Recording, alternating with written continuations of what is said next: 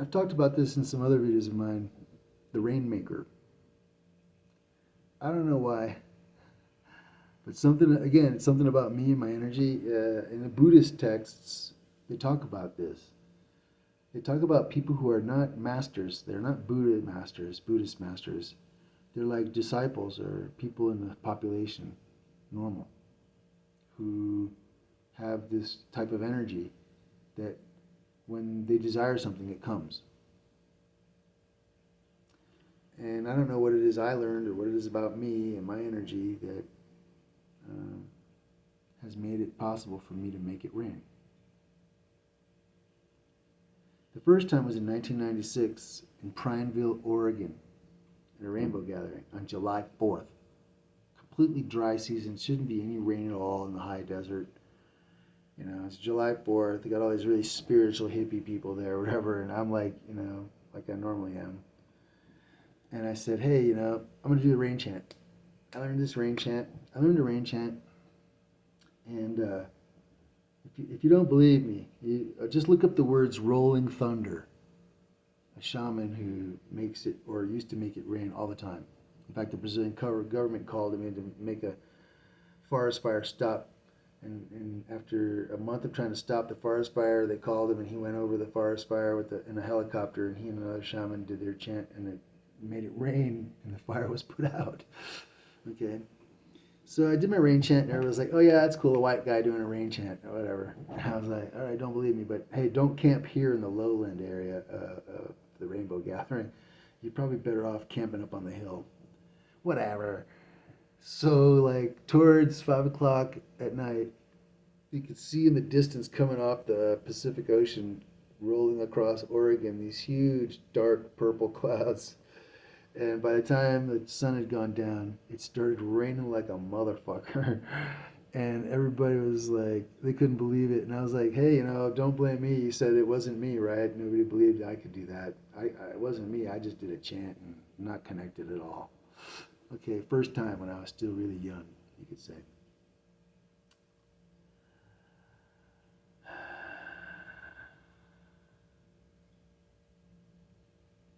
After my yoga training in 2001, I was driving back to Oregon from Grass Valley, California, and I was so channelized.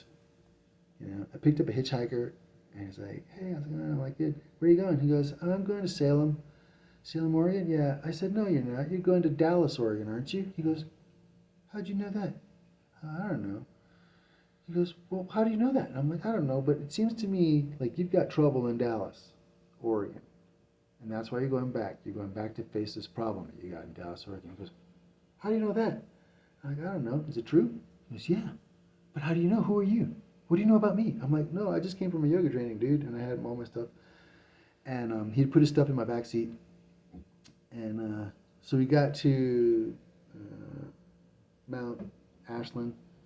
We're going up, and I'm on empty almost, right? And he's like, "You're on empty. We're going to make it?" And I'm like, "Well, positive thinking. Do you think we're going to make it or not?" He goes, "Yeah, we're going to make it." Okay, thanks. So we get to the top of the mountain, and we start going down, and I put the car in neutral so as not to waste gasoline. And literally, we rolled into the gas station in Ashland just in time. Like, I was sputtering. And the guy's looking at me like, "How?" And I'm like, "Don't ask. I don't even know. I'm just like coming off of yoga training." And I told him, "But put your stuff in the trunk because we're going to pick up another hitchhiker a mile up the road." And he goes, "What? I'm not going to do that." I'm like, "Yeah, you are. You're getting out of my car. Put your stuff in the trunk because there's another hitchhiker I'm going to pick up about a mile up the road." He goes, "How do you know that?" I'm like, "I don't know. Just trust me." So I filled up my tank. He put his stuff in the trunk. And sure as shooting, a mile up the road, there's a dude on the side of the road hitchhiking, and I picked him up. And around, what's the name of that town? I can't remember. Just south of Eugene, in between Bend and Eugene, there's a town there. Having a mind fart. But I said, "Gee, I wish it would rain." And it's a clear blue sky, okay? And they're like, "Yeah, whatever, wishful thinking." But right then, it started raining on the car for like half a minute. It rained like crazy. And they're looking at me, and I'm like, "Don't ask me, man. I'm just like hoping for shit, and it happens, And the one guy I picked up, the second guy I picked up, I said, "You're a vegetarian, aren't you?" He goes, "Yeah, how'd you know that?" And I'm like, "I don't know. You just look like it." And all the way up to Eugene, I was just predicting the future left and right about certain things, And I freaked them out. They got out of my car spooked. But hey, do you want to call it psychic or just intuitive? I don't care. Take your pick. So when I say something's happening, usually it is, even if I don't have the evidence. Or if I say something's going to happen, it usually does, even if I don't have like the whatever, supposedly the wherewithal to make it happen. So in 2008, a friend came to my house at Oaxaca City, and it was the dry season. It was like March, and up above where I lived, there was a mountain with some trees. And I told him, "Hey, let's go for a hike up to those trees, because those trees need some water. We need to do a rain chant. At least we'll do a water ceremony and give them some water, and hopefully the rain will come." He's like, "Whatever." And I'm like, "Come on, let's go."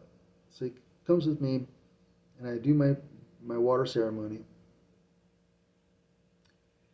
And literally within a minute after the ceremony was complete, on the other side of the valley, over above San Felipe del Agua, by Oaxaca City, the huge rain clouds started forming and started rolling over towards our side of the valley.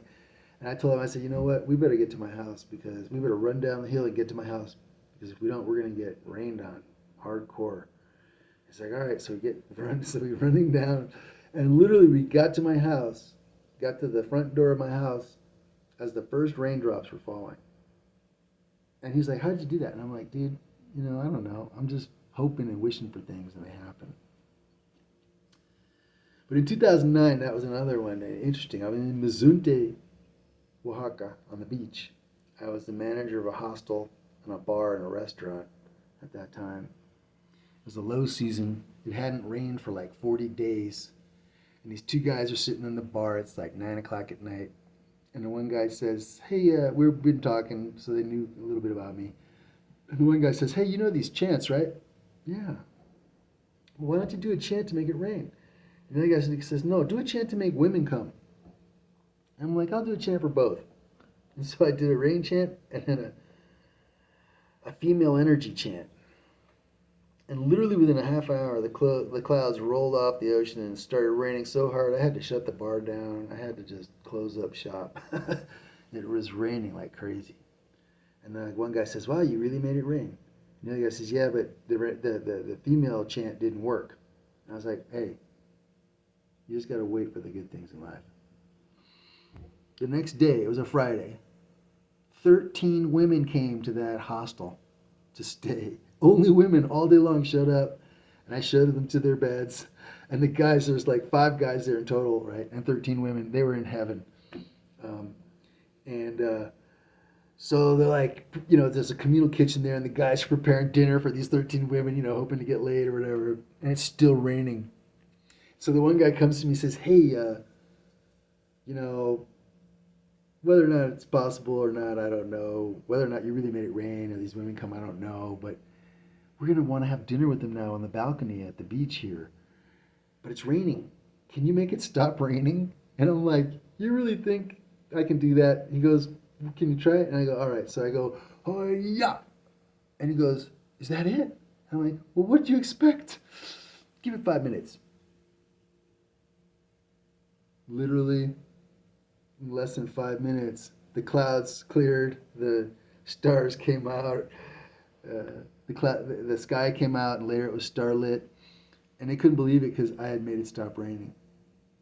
Now, anybody who doesn't believe me that those events happened at Mazunte, all you need to do is go to Juchitán, Oaxaca. The only hostel in all of Juchitán is owned by one of the guys who was at my hostel that day. He was the owner of the hostel, just visiting, taking a break from his business. And the next year, right, I'm walking down the street in Juchitán with a couple of people. I was showing them the jungle. I was showing them parts of the jungle.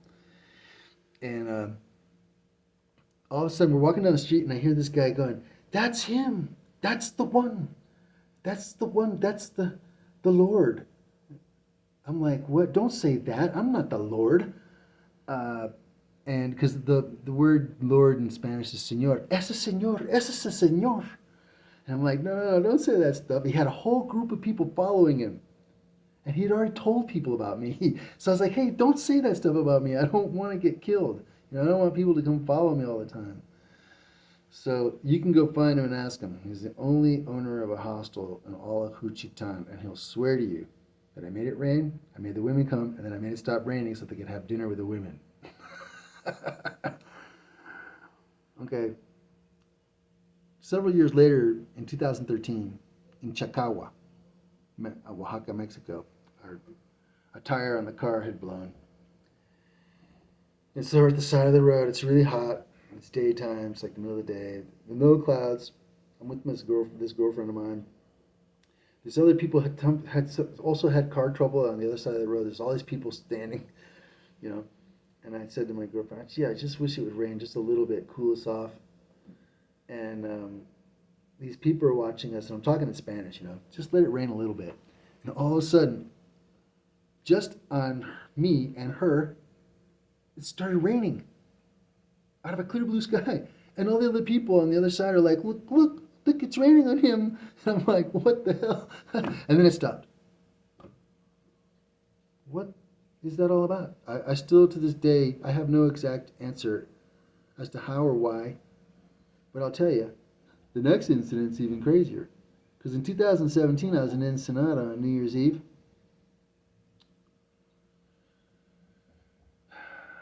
And I'm telling my story about Mazunte. And everybody's in this mobile home. It's raining, right? It's raining. And the owner of the mobile home won't let anybody smoke tobacco in his home. He doesn't like that. And it's New Year's Eve. And so I'm telling the story, and somebody says, well, make it stop raining now so we can all go outside and have a smoke. And I was like, really? All right. Yeah. And they go, that's it? And I'm like, well, what do you expect? Give it 5 minutes. We checked the radar map. And just over Ensenada, the clouds cleared, and there was like a circle over Ensenada where there were no clouds. And everybody's like, when they realized, they're like, hey, there's no rain. Let's go outside and smoke. And so everybody went outside to smoke, and they're like, wow, thanks for making it stop raining. And I'm like, wait, I didn't do that. That's just a coincidence. But I don't think it was.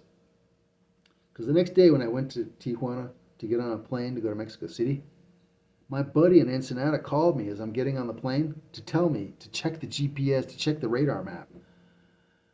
Because the cloud had covered Ensenada again. And like it started raining like crazy again.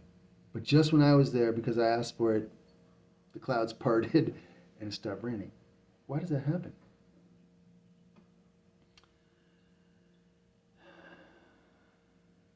In 2014, I made it rain in Las Vegas, but I also made it rain in Las Vegas in 2021, and I have that on video. But in 2023, last year, in September, I went to a place called Tecalpulco, Guerrero. I lived in a house with like a couple of acres of land almost. And I planted sorghum in the end of September. And everybody told me, oh, you're crazy. You're not from here. You're a gringo. You don't know. It stopped raining. It's not rainy season anymore. It's going to be dry. And I was like, no, it's not. In fact, tonight it's going to rain. And not only is it going to rain tonight, it's going to rain for the next week. And nobody believed me. Right? But the guy I had hired to work with me, I told him, just plant the sorghum. Have faith. It rained for the next week, and it rained that night like crazy. And I was able to capture a lot of rainfall and fill my cistern tank up with rainfall. Free water.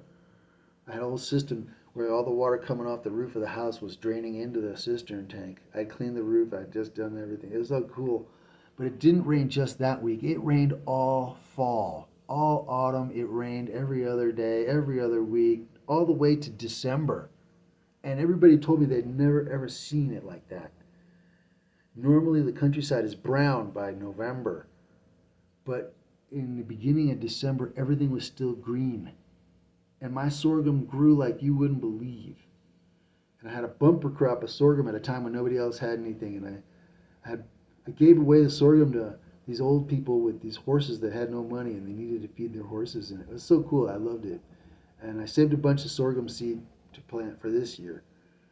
But everybody in Tecopulco will tell you, I called it. It rained for all of autumn when it wasn't supposed to rain at all. Why? I don't know. What is it about me?